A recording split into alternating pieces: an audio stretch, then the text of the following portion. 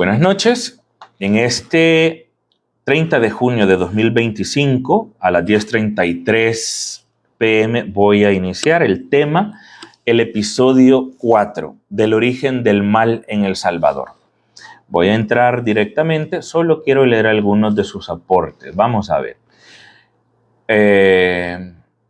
Henry Hermes dijo hola.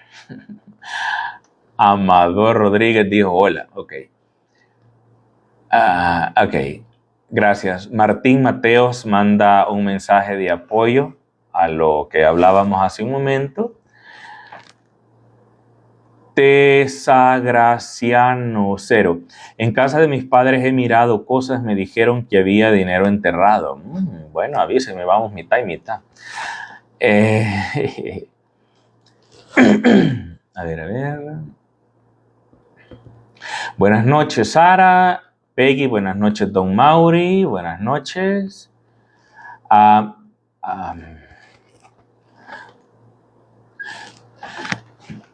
Isabela dice, buenas noches, fui atacada durante mi infancia y mi adultez por espíritu. Gracias a Dios estoy bien. Bueno. A ver, dale un poquito más.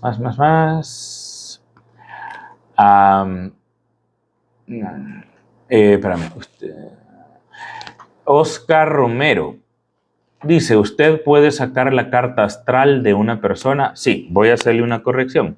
No es carta astral, es carta astrológica, pero no astral. Astral es como una manera, que yo no sé de la gente de dónde la ha sacado, tal vez por astrológica, astral.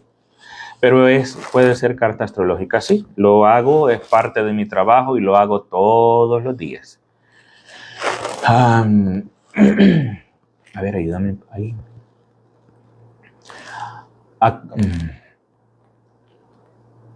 Ok, bueno. Voy a comenzar el programa donde nos quedamos. Lo último que dije la vez pasada, a ver, denme un momento.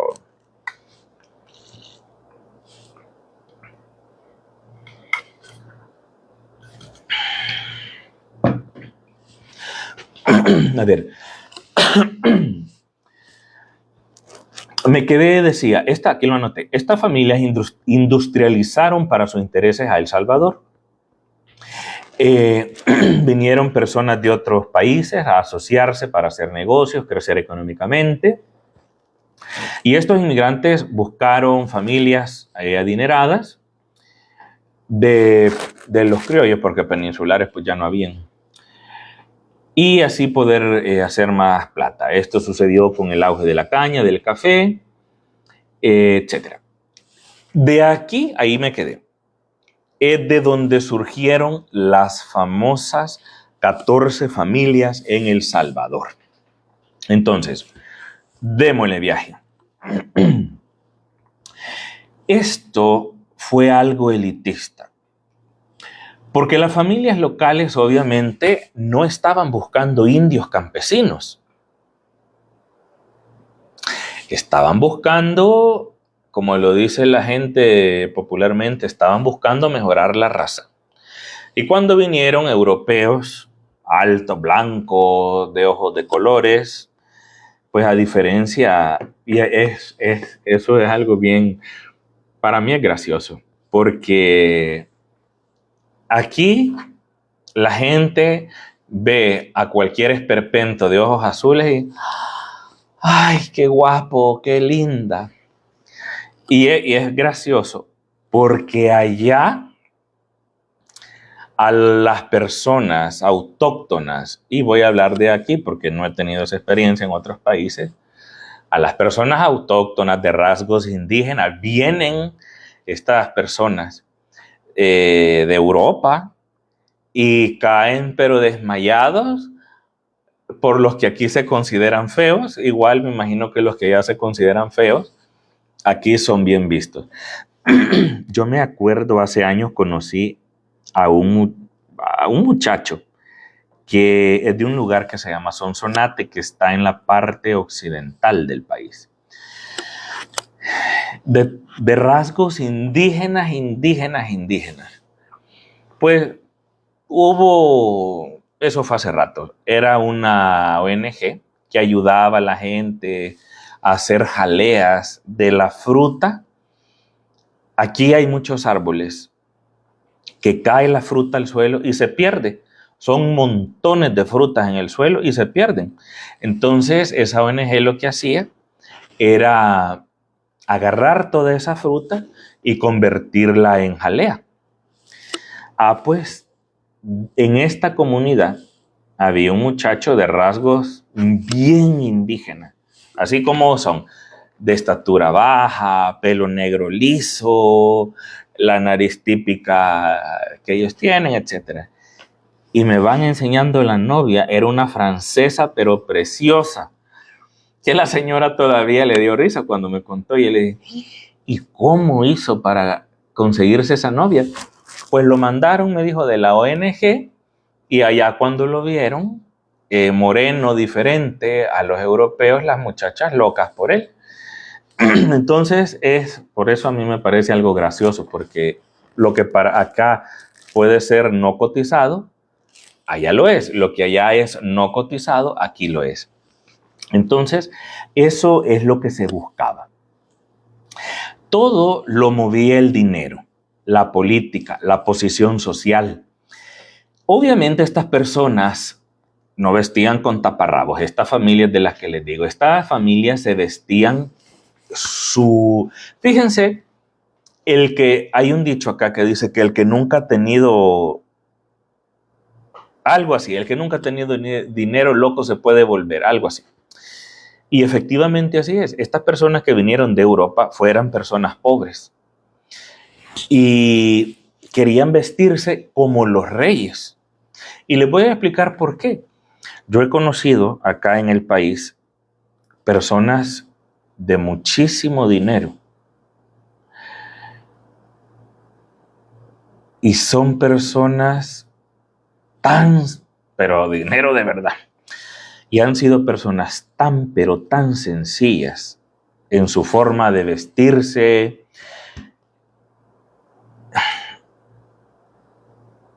Me estoy acordando del dicho. Son tan sencillas en su forma de vestirse, de tratar a la gente, que uno dice, wow. Entonces, como estos que vinieron de Europa eran personas de un nivel bajo, acá querían ser y parecer los reyes. Y esa carencia emocional, psicológica, fue la que los impulsó a querer ser lo que no eran, a querer tener lo que no tenían y a crear una ambición voraz. A ver. Aquí está, gracias. El que nunca ha tenido y llega a tener, loco se puede volver. Gracias. Así es.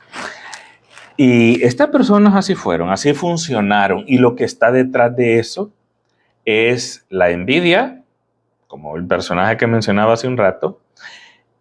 Y esa envidia se vuelve en una ambición destructiva, en una ambición atropellante, en quererle quitar todo a los demás y a veces a base de muerte.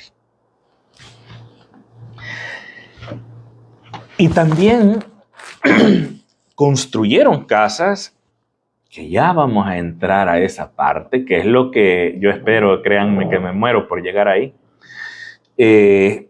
Construyeron unas casas muy bonitas, muy elegantes, muy lujosas, etc. Y mandaban a traer por barco maderas, telas, pisos.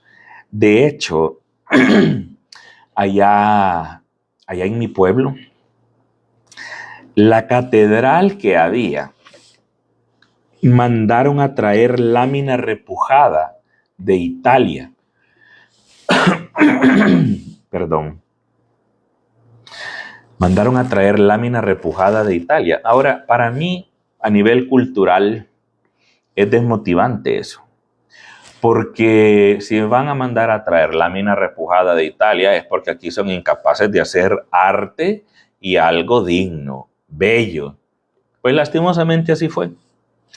Muchas de las casas que se hicieron acá, de estas grandes familias, mandaron a traer las cosas de Europa.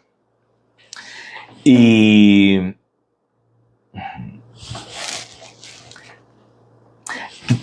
traían por barco sus materias primas finas de todos estos países. Y así es como crearon edificaciones famosas, como el origen que dio, la casa que dio origen a este programa, la famosa casa de los Girola, que asustan, que vamos a hablar de ella ya dentro de pocos programas, de forma clarividente. Hay una casa acá, hay un castillo acá también por la Alameda Roosevelt, ¿cómo se llama ahí? Abajo del Paseo General Escalón, creo que se llama Alameda Roosevelt, si no me equivoco. Pues ahí hay otra casa, yo no sé qué tan vieja es, pero me da la impresión, y sí sé que asustan. Es un castillo, era una casa que era un castillo chiquito, creo que le llaman el Castillo Venturoso. Abajo hay otra casa famosa también, Dueñas. Hay otra casa en el centro, ¿cómo se llamaba la que vimos? Méndez, familia Méndez. Menéndez Quiñones. Hay otra en Santana. ¿Vos te podés esa? Bueno, dice, mi esposa se puede el nombre. Parece que se llama el Castillo de Santana. Y fíjense que es algo bien curioso, que en todas estas casas asustan. Les voy a dejar la pregunta y si quieren la pueden contestar.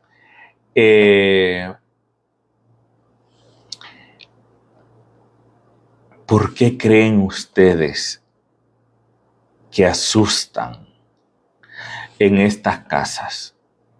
En todas estas casas asustan. Se las voy a dejar de deber. El que quiera ponérmelo ahí, con mucho gusto, lo voy a leer.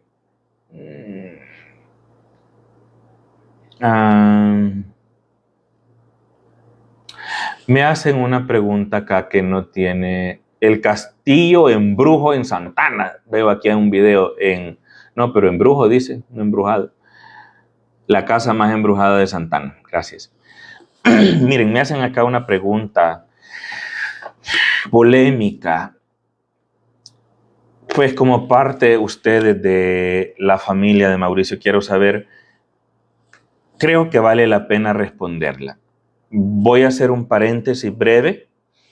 Pregunta Jame o Jane Flores, ¿qué piensas del mes del orgullo? Me imagino que quiso poner gay. ¿Demonios detrás de eso o es solo una cuestión religiosa? En honor y respeto a ustedes como mis televidentes o como mis teleredevidentes, se lo voy a contestar. Hay algo muy importante.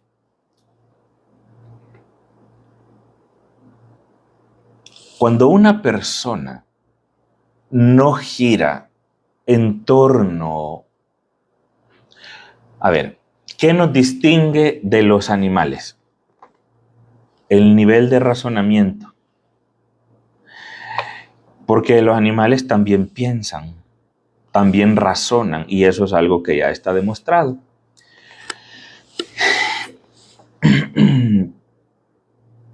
Nuestro nivel de razonamiento es más alto. Nuestra capacidad de modificar el entorno, y no basada en el instinto nada más, nuestra capacidad de utilizar herramientas, nuestra capacidad de crear un lenguaje rico. De hecho, se ha encontrado ya que los árboles hablan entre sí, no como Bárbol y como los Ents del Señor de los Anillos, pero hablan entre sí.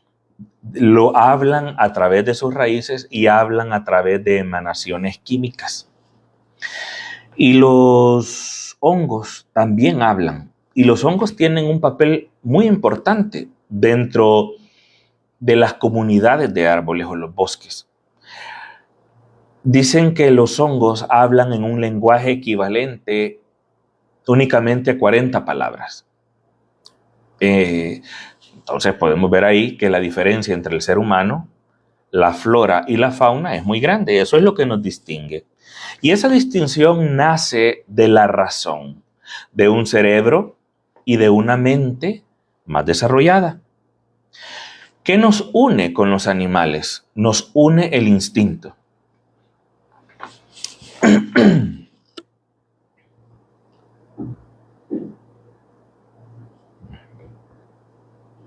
Gracias. TikTok corta cuando hay que darle ahí a una cuestión. Así que por eso me detuve.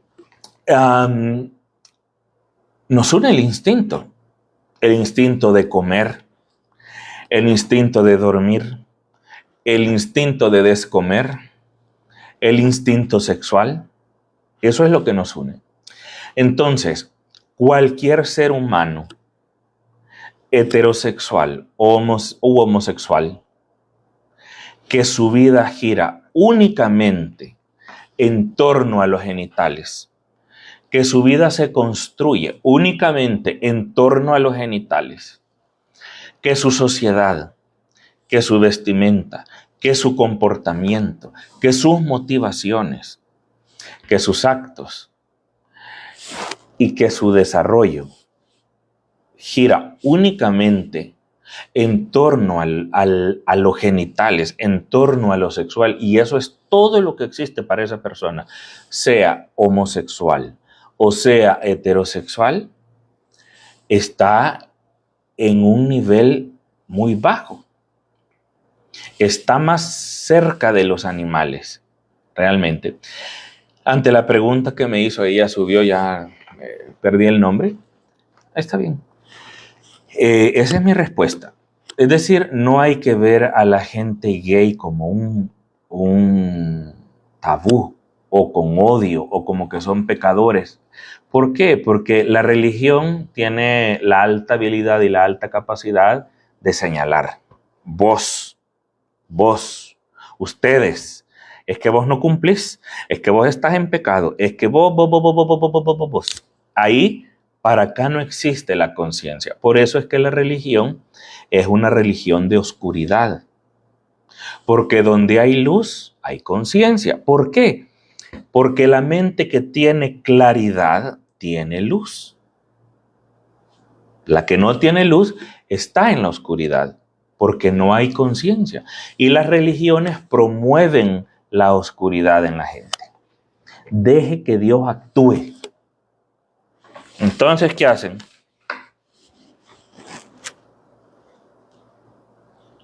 ¿Y qué hace? Aquí esperando a que el Señor actúe. Esperando a que el Señor levante su mano. Aquí estoy esperando a que el Señor haga justicia. ¿Me entienden? Entonces, así han pasado 2000 años de gente que se murió sentada esperando a que Dios hiciera justicia. Han pasado ya 3 guerras mundiales en las que estamos actualmente. Han pasado abusos, han pasado saqueos, han pasado injusticia. Ha pasado lo peor de todo. Solo este caso famoso de la isla del Jeffrey Epstein. Y eso es algo atroz. Y la gente, es que estoy esperando la justicia del Señor. Eso lo único que hace es adormecer la mente de la gente. Siempre le he dicho, los países desarrollados son desarrollados porque tomaron acción. Los países como este, que han estado ahí esperando a que el Señor actúe, esperando la voluntad de Dios. Ahí están pobres, ignorantes, en guerras y una serie de cuestiones. Entonces, ante la pregunta que hacía esta persona, esa es mi respuesta. Hay claridad, hay luz porque hay claridad y hay claridad porque hay conciencia. Las personas que viven según la claridad de la mente, están más cerca de Dios y están más cerca de la luz, porque tienen conciencia. Con esto no estoy diciendo que Dios no existe, Dios sí existe, y es un ser muchísimo mejor de lo que dicen las religiones. Pero la religión que ve todo como pecado porque no le conviene, cuando tienen sendos demoniazos adentro, ¿sí? Vean la historia de los papas, lean la historia de los papas, todas las sandeces y atrocidades que hacían, orgías, convevios, y una serie de cosas. Entonces, no pueden decir eso es pecado, y ellos no ven lo que hacen. Ellos adentro, a todos los niveles, desde el Papa hasta la gente más baja. Aquí entraban a los seminarios, metían a los seminarios las familias pobres porque no les podían dar de comer a sus hijos, a que los mantuvieran en el seminario. Entonces los curas que entraban y que salían, los jóvenes que entraban para seminaristas y que salían como curas eran curas en vocación, hombres pícaros. No digo yo tampoco, para que le dieran estudio, no digo yo tampoco que no haya curas, sacerdotes que sean hombres dignos, porque yo he conocido, quiero ver, uno.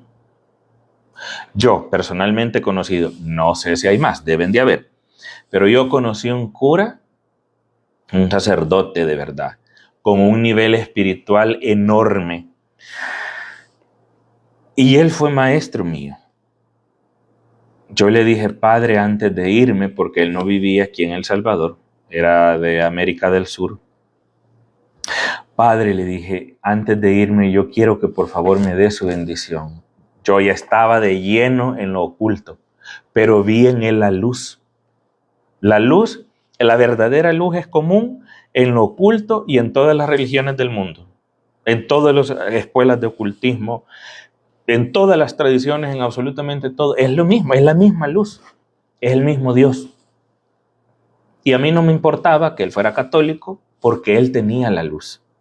Y le dije, padre, por favor, antes de irme, deme su bendición, porque yo sabía que era luz verdadera.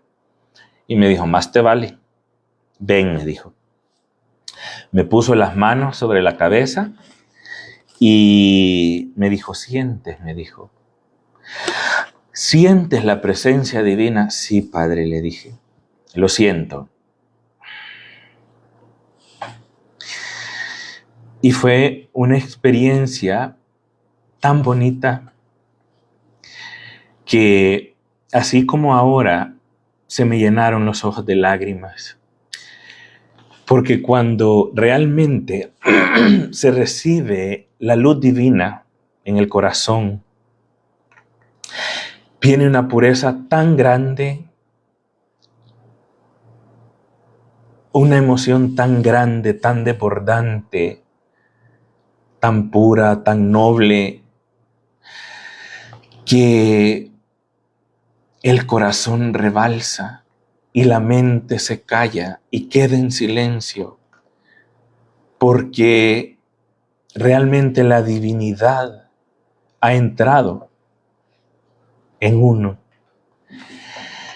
Y recuerdo esa vez, y eso es lo que les iba a decir, los ojos se me llenaron de lágrimas, porque sentí la presencia divina.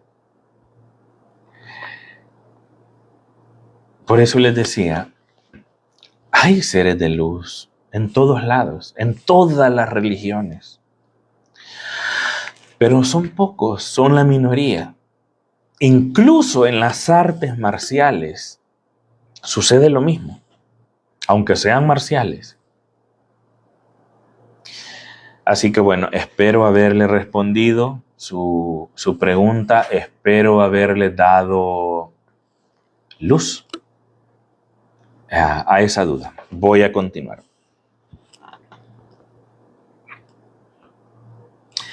Entonces decía que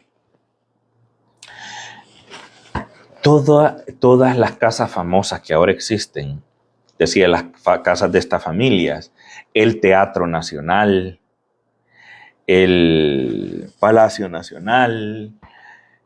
Todas estas casas han traído, estas construcciones, han traído cosas de fuera que fueron construidas por estas personas. Y aquí hubo una dificultad muy grande que persiste al día de hoy. Estas familias extranjeras hicieron absolutamente todo para ellos. Todo lo que estas 14 familias, que ya lo dije en el programa anterior, esto es historia, esto no es invento mío, etc. No es una confabulación, esto es historia. Hubo una ley de un presidente Saldívar, que lo leí, creo que aquí lo tengo en mis apuntes. Déjenme ver si lo encuentro.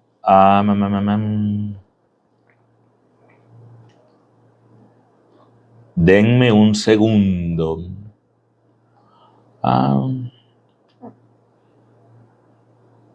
Bueno, se los voy a comentar porque no lo hay. Hubo un decreto de este presidente Saldívar donde, en contubernio con esta familia, dijeron: ok, le vamos a quitar las tierras a todo este atajo de indios y nos las vamos a quedar nosotros para sembrarlas y sacar toda la plata que podamos. No les dejaron nada a los pobres indios, no los indemnizaron, no les dieron nada. A raíz de eso vino una gran pobreza. Tiempo después viene un levantamiento campesino como protesta de tantos años de pobreza, de represión, de esclavitud, de hambre, y en premio, aparte de que no los indemnizaron, los dejaron pobres, mataron a toda esta gente. Unos dicen que fueron 5,000 y otros dicen que fueron hasta 30,000 campesinos los que mataron. Entonces, estas 14 familias hicieron todo, absolutamente todo, para ellos. Todo para ellos. Por eso yo decía que El Salvador tiene partes privatizadas. No son empresas privadas, son partes privatizadas del país. Porque cuando una empresa trabaja por su país, el beneficio se ve para todos.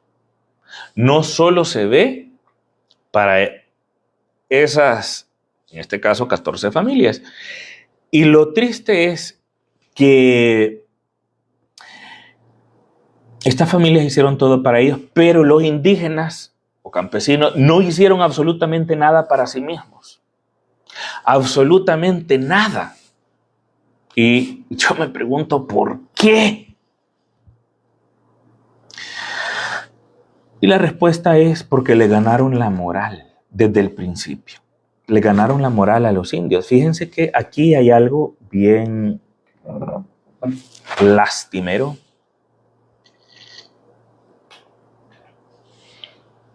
Gracias. Aquí me están pasando el dato. El impulso principal de Saldívar se centró en la ley de expropiación de tierras comunales y ejidales. Gracias. En 1881 fue. Acá en El Salvador, estas familias se encargaron de eliminar, al igual que los españoles que vinieron en la conquista, que fue una fuerza muy maléfica, se encargaron de eliminar por completo la cultura y la identidad patrimonial, digámoslo, de su patrimonio cultural. ¿Qué pasa cuando una persona no tiene un patrimonio cultural? No se identifica con nada. Y al no identificarse con nada, no sabe quién es. Y al no saber quién es, queda flotando ahí en medio de la nada.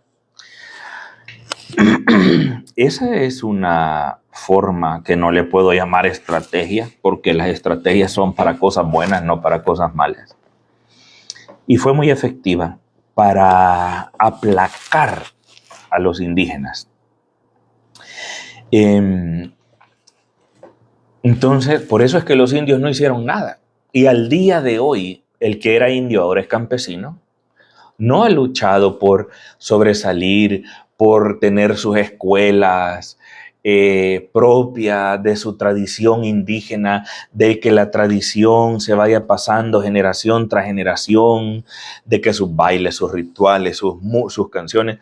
Solo hay un lugar aquí que cuando hice esta investigación lo entendí. Aquí hay un lugar que les llaman los nonualcos. Yo solo los había escuchado. Y estos nonualcos famosos son los que mantienen las tradiciones de El Salvador, pero mantienen las tradiciones de su región. El resto del país se perdió. Entonces eso es una lástima enorme. Veo Guatemala, que lo tenemos aquí a la par. Tienen sus tradiciones fuertes, fuertísimas, sus clanes, sus grupos indígenas. México, ni se diga. Hablo de países latinos. Colombia, bueno, toda América del Sur. Creería que todos. Centroamérica tal vez no todos. Creería yo.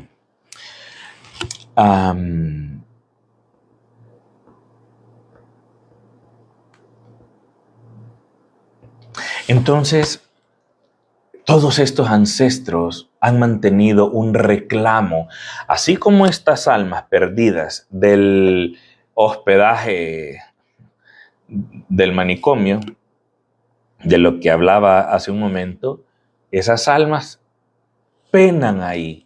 Pues las almas de todos estos campesinos ex indígenas y de los indígenas que murieron bajo el yugo español, bajo el yugo peninsular y criollo, también penan.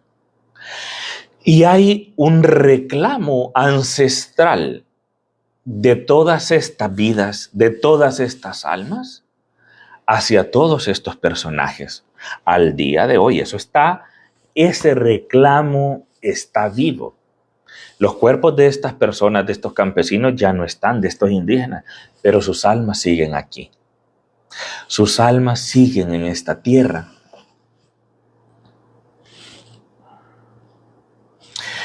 Esto llevó a una gran tensión de un lazo que estaba atado únicamente de un lado,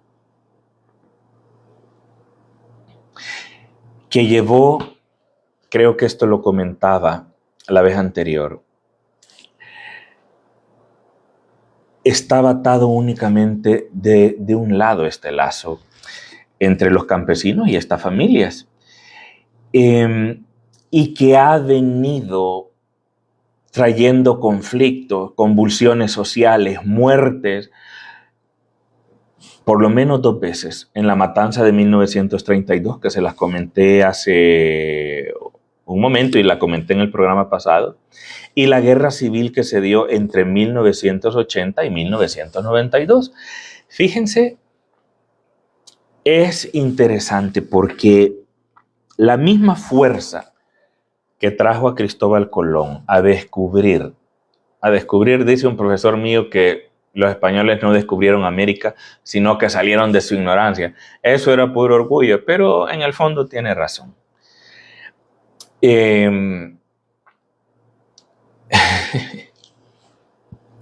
Esa misma fuerza fue la que llevó irónicamente a la independencia. Y esa misma fuerza fue la que también llevó a todas estas situaciones convulsas que se han dado en el país.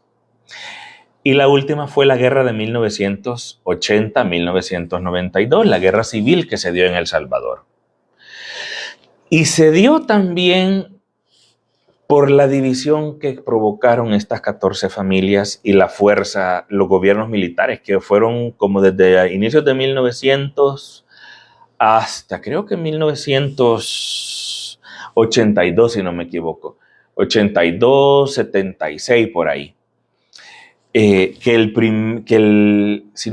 mal no recuerdo, el primer presidente civil ya fue Napoleón Duarte. Puedo tener un error, pero no me acuerdo de eso. Entonces, toda ese grito, toda esa fuerza reprimida ha explotado de esa forma. Y lo más curioso de todo esto, y yo lo digo con respeto para todas las tendencias y opciones políticas, el inicio de la guerra fue porque se estaba buscando justicia, se estaba buscando una serie de cuestiones políticas. Al día de hoy, El primer presidente civil en El Salvador fue... no, pero eso fue antes. Gracias. Entonces, se dio la guerra. Y esta guerra trajo cambios. Pero los cambios que el partido, que antes era la guerrilla, que después fue el FMLN, los cambios que realmente se lograron fueron muy pocos. Y tal vez casi inexistentes. Entonces, yo me pregunto, como civil, al final, el aporte, el esfuerzo que hubo para llevar a cabo la guerra, destruyeron puentes que para nuestra economía eran carísimos. De hecho, ese puente pasaron años sin ser construido. Pues sí, Napoleón Duarte, gracias. Después de varios años de presidentes militares, el primero fue Napoleón Duarte en 1982, si no me equivoco. Gracias. Sí, gracias. El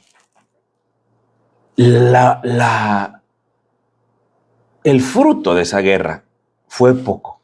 Al día de hoy ha sido poco. Entonces yo me pregunto, toda la destrucción que hubo, todas las muertes que hubieron, ¿hasta qué punto realmente valieron la pena? ¿Y hasta qué punto valieron la pena? Aparte de lo que digo, porque hay políticos huyendo del país. O sea, es un tema bien complejo.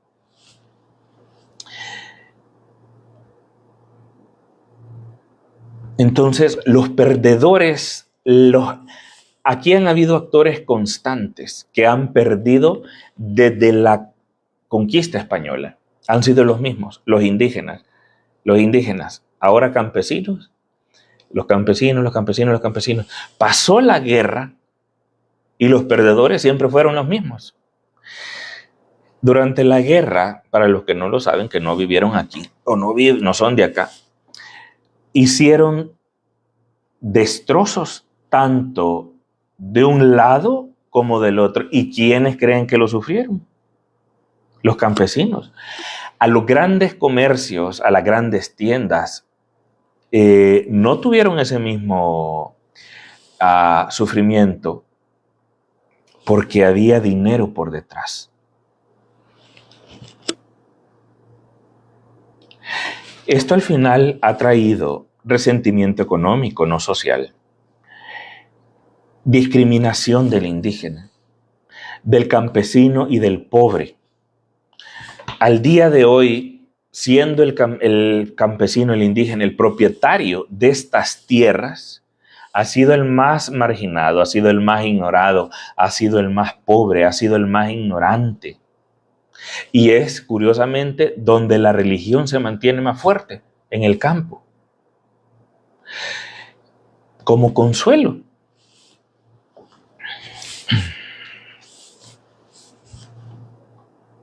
Entonces, El Salvador ha sido al día de hoy una finca. Así lo ven muchas personas. El Salvador fue una finca donde se cultivaba café. Venía el patrono y les pagaba con su propia moneda de su hacienda. Le daba el dinero al campesino. Allá iba el campesino contento que ya le habían pagado un centavito. Y el mismo terrateniente le vendía zapatos, ropa, sombreros, herramientas y la comida. Venía el campesino y el centavito que se había ganado volvía al patrono. Antiguamente era una finca, ahora sigue siendo una finca, pero de empresas y de comercio, porque la figura sigue siendo exactamente igual, la misma. Llega la gente a sus trabajos, deja literalmente su vida ahí. Y se trae como regalo de la empresa presión arterial alta, enfermedades nerviosas, ansiedad,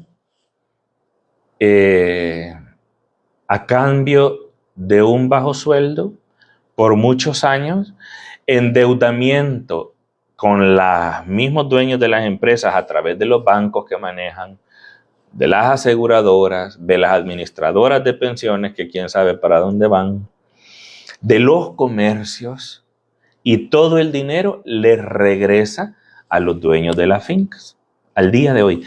Ahora, por un lado, sí hay una injusticia, pero por otro lado no lo hay. ¿Por qué?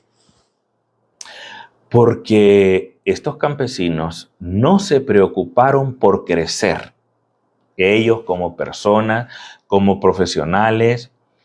Si bien es cierto, el estudio es una pastillita que le dan a la gente donde le hacen la mente cuadrada, pero ayuda. Ayuda porque definitivamente el que estudia se separa del resto. Y entre más se estudia, más se va separando. Y se va separando al punto que llega alto. Y les voy a decir acá algo. Hay mucha gente que ve con desdén, con desprecio y con odio a los directores de las empresas, a los presidentes, a los gerentes generales, que dicen, si esos no hacen nada, y les pagan el gran dineral. Y les voy a decir una cosa.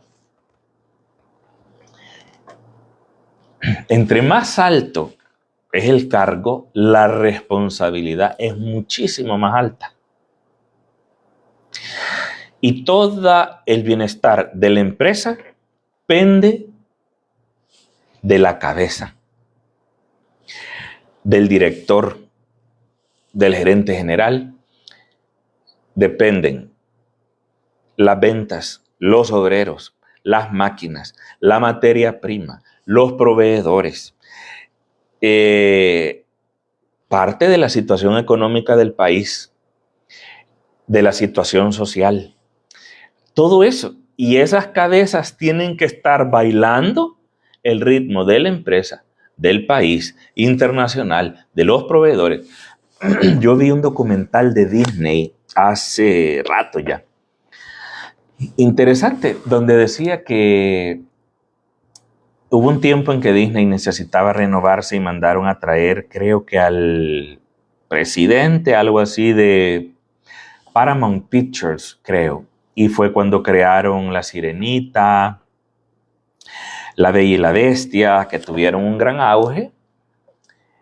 Y al presidente que jalaron de Paramount, creo Paramount, llegó un tiempo que la presión era tanta que le dio su infarto. Entonces, lo que sorpresivo, irónico, curioso es que a los presidentes anteriores todos habían tenido su infarto también. Y parece ser que Walter Disney también murió a raíz de esa presión tan grande que tenía, del nivel de endeudamiento que tuvo para poder crear Walt Disney o Disney World. Y el que se quedó con eso fue su hermano. ¿Cómo es que se llama el hermano? Roy, no me acuerdo.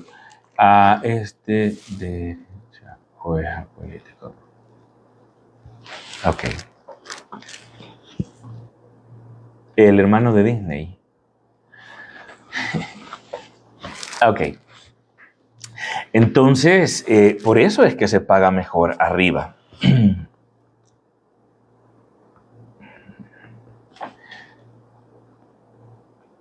A ver, ahí me hacen un comentario. Roy Disney, gracias. Ahí me hacen un comentario que de qué lado estoy. Miren, yo les quiero decir algo.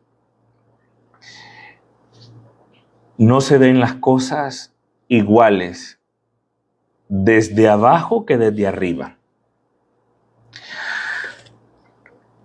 Y siempre se ve mejor desde arriba que desde abajo. Desde arriba se ve un panorama completo. El hecho de que yo esté diciendo de que el obrero tiene un salario por un lado injusto y por otro lado justo. Quiero decirles esto se mide de esta forma. vamos a decir, y esto es cierto, hay máquinas que solo hay que hacerles así, todo el día. Hay máquinas que solo hay que calibrarlas y hay que esperar a que pase la producción y volverlas a calibrar. ¿Cuántas personas en el mundo pueden hacer eso? Todas. Y como la pueden hacer todas, yo no necesito pagar mucho para que la hagan. Ahora, ¿cuántas personas están preparadas académicamente, moralmente no voy a decir porque lastimosamente eso no aplica en muchas empresas, intelectualmente, etcétera? Son pocas los que realmente pueden manejar una empresa. Y voy a poner un ejemplo bien fácil. Aquí hubo una reforma, una reforma agraria que fue con este presidente Duarte, que le devolvieron las tierras a los campesinos. ¿Y saben qué pasó? Después de que esas tierras eran haciendas enormes, sembradas de algodón, sembradas de café, etcétera, y sacaban plata de ahí. Cuando se les devolvieron a los campesinos, se perdieron la siembra, se perdió todo. Y los campesinos no fueron capaces de echar a andar. Y se los digo porque yo lo viví, yo lo vi.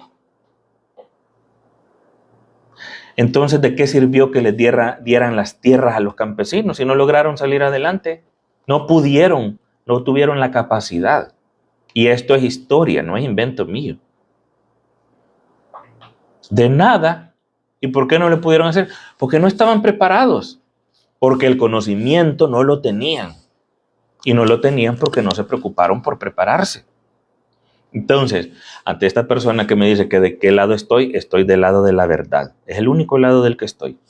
Ahora hay gente que dice, ay, es que él no está del lado tal, entonces es mi enemigo. Mire, discúlpeme, pero si la verdad le duele, yo ante eso no puedo hacer nada. La verdad es la verdad. Y yo no me voy a poner del lado de alguien solo por chinchinearle. Bueno, sigamos.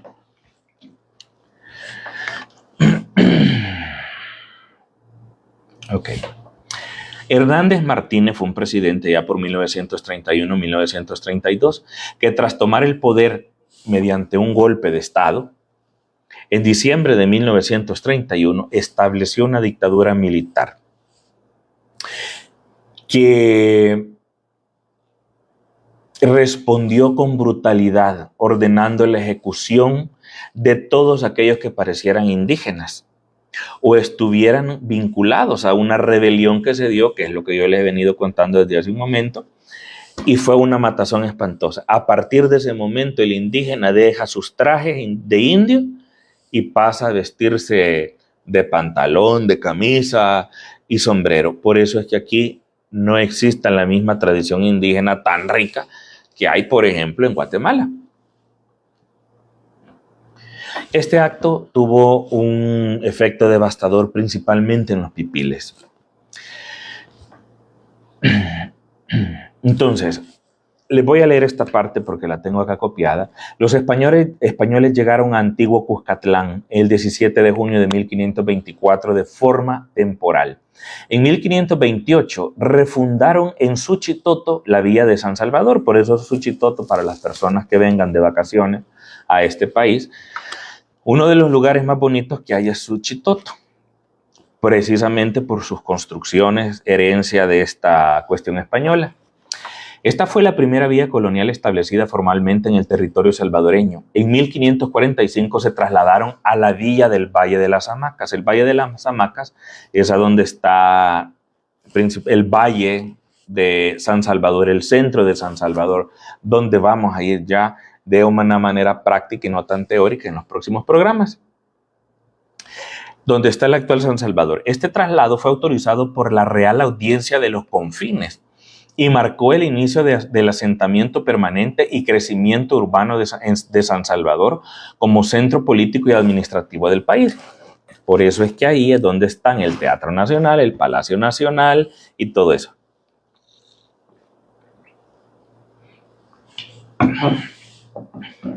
Entonces, aquí los quiero invitar. Bueno, para estar pendiente, no he terminado todavía. El Teatro Nacional, que es uno de los lugares de los que voy a hablar, era la casa de fiestas acá en el país. Allá en mi pueblo le decían el casino a esa casa, que no era un casino de juegos. Yo no sé por qué le decían el casino, sinceramente. Al día de hoy, le voy a preguntar a mi mamá del que me dice. Entonces, se creó el Teatro Nacional con sus diferentes remodelaciones, caídas. Se construyó, para ese entonces también se construyó la catedral, que se quemó. Y hay algo bien triste en la catedral, porque en toda esta investigación que he estado haciendo, la catedral es el lugar más pobre de simbología, como ya lo van a ver más adelante, dentro de pocos días. Cuando las familias criollas se mezclan con alemanes, judíos, árabes, italianos, etc., por el crecimiento comercial comienza a crecer el centro de San Salvador y comienzan a darse hoteles, bancos, casas de fiesta, plazas, la Plaza Libertad, la Plaza Gerardo Barrios y todos estos lugares que antes eran la zona privilegiada del país. Ahora, porque voy a hablar exclusivamente en un programa de el monumento que hay, o de la plaza en sí, de la Plaza Libertad. Entonces, como voy a hablar de la plaza en sí, quiero dar un breve preámbulo, que lo tengo acá escrito. En 1545, tras el traslado de Suchitoto al centro de San Salvador, conocido como el Valle de las Hamacas, la ciudad fue trasladada y se hizo siguiendo la cuadrícula española alrededor de un espacio vacío que había, lo que ahora es la Plaza Libertad, que inicialmente se llamó Plaza Mayor o Plaza de Armas, porque en el modelo español de las ciudades coloniales, la plaza central servía como espacio público para eventos cívicos, militares y comerciales. Esa fue la primera definición de la Plaza Libertad. Después de eso, en la época colonial, en torno a la plaza se comenzaron a construir los principales edificios públicos, religiosos, al sur el Cabildo o gobierno municipal, que a mí esto me pareció bien interesante, porque yo sé que en el centro de cada pueblo está la alcaldía, la iglesia, ¿y qué más? No me acuerdo. Pero en el centro de San Salvador no había alcaldía. Al día de hoy no hay alcaldía, la alcaldía estaba en otro lado. Y ahora entiendo, porque al sur estaba el Cabildo o gobierno municipal, la estafeta de correos y cárceles, al oriente la iglesia parroquial consagrada. Fíjense qué interesante, porque de todo esto voy a hablar más adelante y se los digo para que puedan hacer la conexión.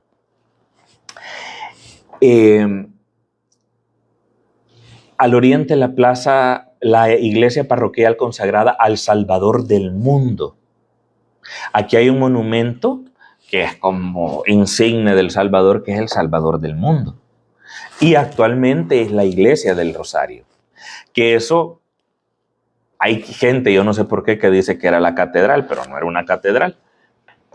Pero era como la primera iglesia, o de las primeras.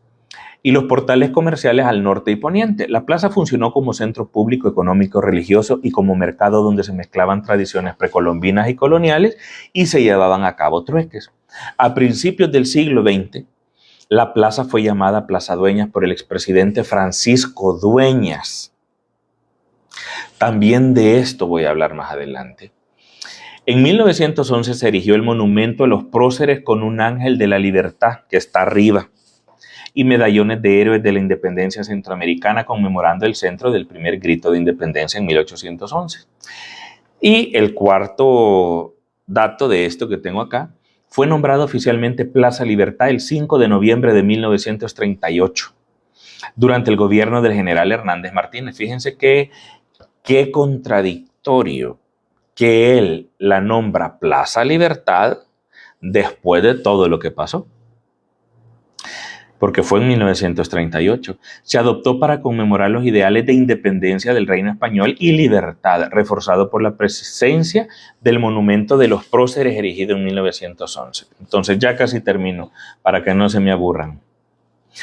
Acá les tengo unos datos que son más enriquecedores para que su conocimiento. Realmente la Plaza Libertad es una plaza y es una libertad patoja, de civismo a comercio, de comercio a vanidad. ¿A vanidad por qué? Porque se le puso el nombre de un expresidente a la plaza. Es decir, quiero que la plaza lleve mi nombre. Eso es pura vanidad. Y de vanidad a conmemorar independencia y héroes por un hombre por el que pesan entre 5 y 30,000 almas. En esta Plaza Libertad y Plaza Barrios han sido centros de concentración donde ha habido muerte, porque eran los lugares donde asesinaron a campesinos y asesinaron a indios en las revoluciones. Ahí, si se escarba bien, es posible que se encuentren osamentas. Y sí, que se dio en las revoluciones y en el levantamiento de campesinos en contra de estas familias por la intervención de tierras. Entonces han sido centros de concentración igual a lo que actualmente es el Salvador del Mundo. Que el Salvador del Mundo, siendo un monumento religioso, es un lugar que ha estado lleno de polémica, de lucha, de batallas, de protestas, etc. Entonces, hay dos lugares del divino Salvador del Mundo. La iglesia El Rosario, que está en el propio centro de San Salvador, al sur, si no me equivoco, de la Plaza Libertad, no, perdón, al este de la Plaza Libertad, y el monumento al Salvador del Mundo, que ahora es el que divide. Yo espero que tomen nota de esto, porque más adelante voy a explicar cosas que si no le van llevando el hilo no las van a entender. El territorio que hoy es El Salvador estuvo conformado por dos entidades coloniales relativamente pequeñas. La Alcaldía Mayor de Sonsonate, que involucraba a Huachapán, esto lo tengo escrito también porque es tomado del internet, a Huachapán, Sonsonate y Santana, y la provincia de San Salvador, La Libertad y parte de La Paz. Ahora, estos departamentos no eran lo que actualmente son, eran mucho más grandes. Ambas dependientes de la Capitanía General de Guatemala. Entonces, si se han preguntado alguna vez por qué El Salvador es un país tan pequeño, a diferencia de Guatemala, Honduras, Nicaragua, que nos tienen rodeados, son países para Centroamérica y El Salvador bastante grandes. Es por eso, porque El Salvador era una alcaldía. Y de estos dos departamentos, Sonsonate y la provincia de San Salvador, que es lo que actualmente es El Salvador, se formó este país. Entonces, las fronteras naturales como ríos y montañas y la presencia de distintos grupos indígenas delimitaron aún más el espacio geográfico salvadoreño en torno a sus fronteras. Los otros departamentos que hoy completan los 14 actuales surgieron de estos departamentos iniciales. Básicamente esto es lo que incluía este cuarto episodio. Es un poco histórico. Ya espero, creo que falta tal vez una parte ya después de la conquista para poder comenzar a pasar siempre la parte del oculto ya a la carne. Gracias por estar pendiente. Voy a leer brevemente algunos comentarios. Marlon Macías dice: hola, buenas noches, maestro. Una pregunta, con el caso de las...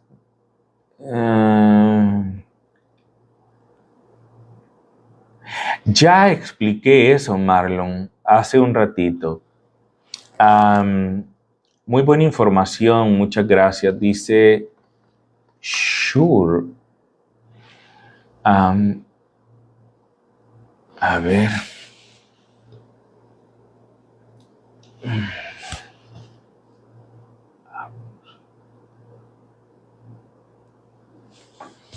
ponen cosas incompletas que no se las entiendo. El problema es que ellos son esclavos de sus pensamientos, dice Keynes. Buenas noches, don Mauricio, dice Yana. La misma mica con diferente cola. Ok. Dice Roxana Cárdenas que también la gente salía de estas empresas como resultado con espolones, fregado de los pulmones y los ojos. Pues lastimosamente es cierto, esa es una verdad.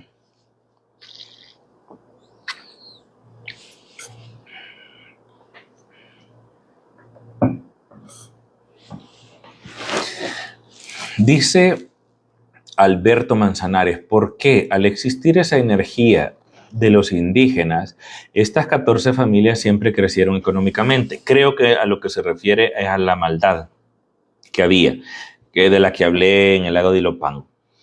Eso es así porque esta es una maldad malinchista que le va quitando el poder al propietario, al dueño. Entonces, por eso pasó a los españoles, por eso se quedó en las 14 familias y a medida esas 14 familias han ido creciendo, el poder se ha ido quedando ahí. Por esa razón. Eso es realmente la maldad, eso es realmente el egoísmo. Esa es la razón. A ver.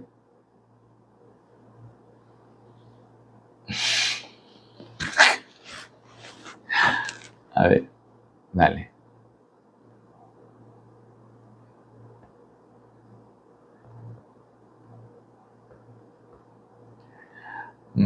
Ok, comentario religioso. Vamos aquí a ver si hay algo. ¿Qué pasa con el alma de esos terratenientes? Dale un poquito para arriba, por favor. ¿Qué pasa con el alma de esos terratenientes que masacraron a esos pobres indígenas? Miren, eso lo pregunta Jaime Flores. Mire, en el universo se paga absolutamente todo. Nadie se va sin llevarse un balance de su vida. Todos aquellos que han hecho mal o la pagan en esta vida o la pagan en la vida siguiente. El daño que se hace a una persona, entre más inocente y más pura es, el karma es muchísimo más grande. Yo conozco a un tipo que no es para nada de mi agrado, que fue un personaje corrupto. Lo conozco que por cuestiones de la vida hubo un tiempo en que lo veía. No lo considero mi amigo. Y ese tipo es un soberano sinvergüenza, descarado.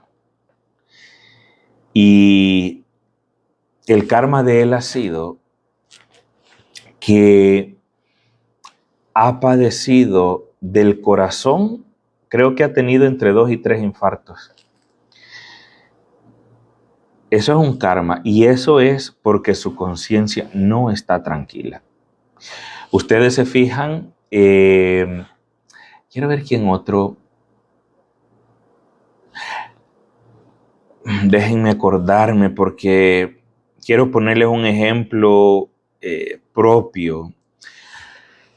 Bueno, yo lo comenté la vez pasada. Aquí han habido de estas familias de mucho dinero, personas que con todo el dinero que podrían tener, que eran barbaridades de plata, se enfermaron y se murieron. Fueron enfermedades que el dinero no pudo curar.